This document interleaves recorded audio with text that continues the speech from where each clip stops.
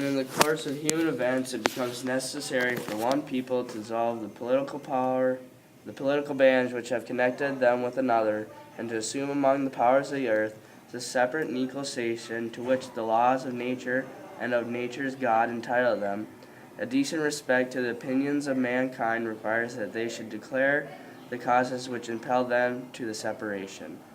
We hold these truths to be self-evident, that all men are created equal, that they are endowed by their Creator with certain unalienable rights, that among these are life, liberty, and the pursuit of happiness. That to secure these rights, governments are instituted among men, deriving their just powers from the consent of the governed.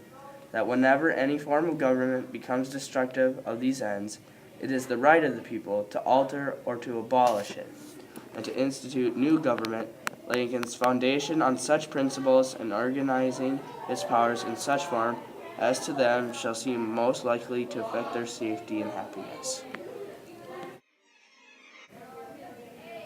Article 1, Section 1. All legislative power herein granted shall be vested in the Congress of the United States, which shall consist of a Senate and House of Representatives. Article 2, Section 1. The executive power shall be vested in a President of the United States of America. Article 3, Section 1. The judicial power of the United States shall be vested in one Supreme Court and such inferior courts as the Congress may from time to time ordain and establish. Amendment 1.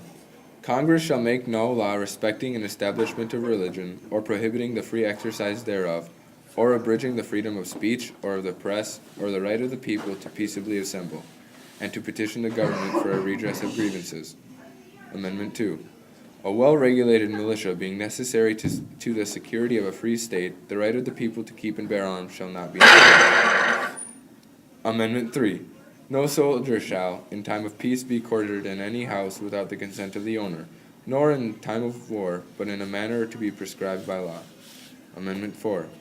The right of the people to be secure in their persons, houses, papers, and effects against unreasonable searches and seizures shall not be violated, and no warrant shall issue but upon probable cause, supported by oath or affirmation, and particularly describing the place to be searched and the persons or things to be seized.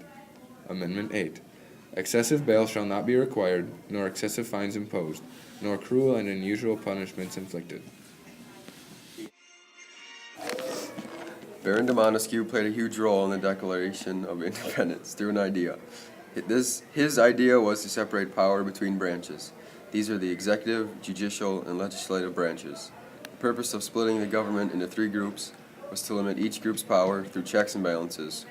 We see this idea in the Declaration as well as in our political world today. Baron de Montesquieu had the idea of the separation of power in government, and this is still used today in how our government is organized with the legislative, executive, and judicial branches. This way, not one person or branch has too much power. John Locke had the idea of natural rights and said that government's job is to protect those rights and that everybody should have the opportunity for life, liberty, and the pursuit of happiness. This is now used in our government and is also considered in some court cases. Society also uses this idea in life and freedom of people and with their pursuit of happiness.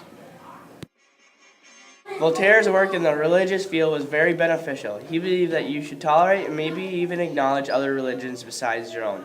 Nowadays, there are many religions that are practiced and tolerated. His idea was that religions would be tolerated, and nowadays it is. Jean-Jacques Rousseau believed that we all agreed to be governed by general will. Government today is a bunch of elected officials who we the people gave power to. They verbally argue for their people.